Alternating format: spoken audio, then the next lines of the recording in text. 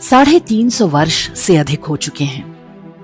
वो 30 अगस्त 1659 का दिन था जब शाहजहां के बेटे दारा शिकोह की हत्या कर दी गई थी। दारा शिकोह वो पहला व्यक्ति था जिसने मुगलिया सल्तनत को सही रास्ते पर लाने की चेष्टा की थी। शाहजहां दारा शिकोह को ही अपना वारिस बनाना चाहता था, लेकिन उसके अपने भाई औरंगजेब ने ही उसे मौत के घाट उतरवा दिया। औरंगजेब ने दारा शिकोह को उनके ही 2 सबसे विश्वासपात्र सेवकों की सहायता से पकड़वा लिया। बंदी बनाकर उसके साथ वही किया गया जैसा करने का आदेश उनकी मजहबी किताब देती है, और अंत में दारा शिकोह का सिर धड़ से अलग कर दिया। औरंगजेब ने दारा शिकोह के सिर को चांदी के पनबट्टे में रखकर पिता शाहजहां को उपहार में भेजा। किसी पिता को उसके ही प्रिय पुत्र का कटा हुआ सिर अपने ही तीसरे बेटे द्वारा उपहार में भेजना, सोचिए ये मानसिकता कहां से पैदा होती है। केवल इतना ही नहीं, दारा शिकोह के धड़ को दिल्ली में हुमायूं के मकबरे के प्रांगण में सामान्य जनों की कब्रों के बीच कहीं दफना दिया गया, मगर उनके सिर को आगरा के ताजमहल ले जाकर वहां किसी कोने में दबवा दिया गया, ताकि पिता शाहजहां, जिसे ताज बहुत पसंद था, वो जब भी ताज की ओर देखें तो अपने प्रिय बेटे दारा शिकोह की याद में तड़प उठें।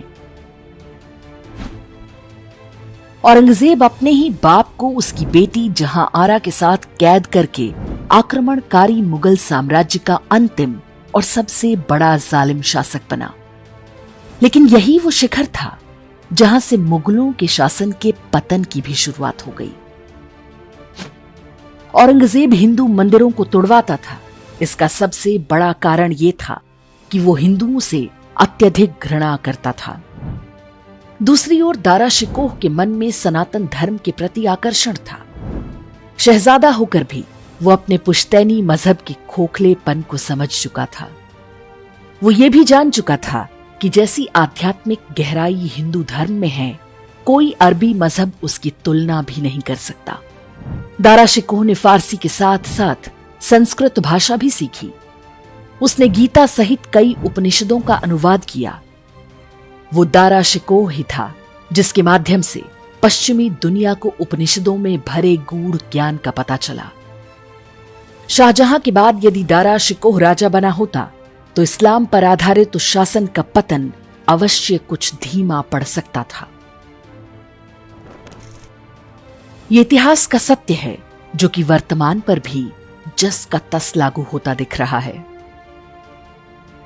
हिंदुओं की सहिष्णुतावादी जीवन शैली से मजहबी समुदाय ने कुछ भी सीखा हो ऐसा दिखाई नहीं देता है। उन्होंने हिंदुओं की सहिष्णुता, शांति प्रियता और संतोष को हमेशा उनकी कायरता और कमजोरी ही माना। यही कारण है कि वो दारा शिकोह की कहानी से कुछ सबक ना ले सके। काल प्रवाह को समझना और धारा के साथ मिलकर चलना सभी नहीं जानते। कौरवों ने भी इसी बात को समझने में चूक की थी। इसी के कारण भगवान श्री कृष्ण के शांति प्रयासों के पश्चात भी महाभारत के महाविनाश को रोकना संभव नहीं हो पाया था। 2 अलग इस्लामी देश देने के बाद आज भी हम अपने आसपास आए दिन सिरतन से जुदा किनारे सुनते रहते हैं।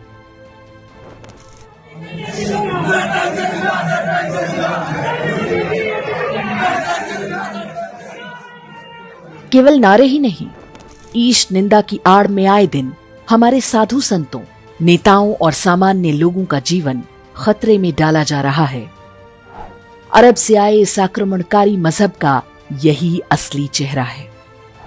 भारत जैसे लोकतांत्रिक देशों में वो उदार और प्रगतिशील होने का नाटक रचता है, लेकिन उसका दिल शरिया को चाहता है। वो भूल जाता है कि दुनिया उसकी असली नीयत को समझ चुकी है। लोग जान चुके हैं कि मजहब के दुशाले के अंदर घात लगाए बैठा शैतान है। जिस दिन लोग ये समझ जाते हैं, उसी दिन से पतन की शुरुआत हो जाती है, वैसे ही जैसे मुगलिया सल्तनत का नामो निशान मिट गया।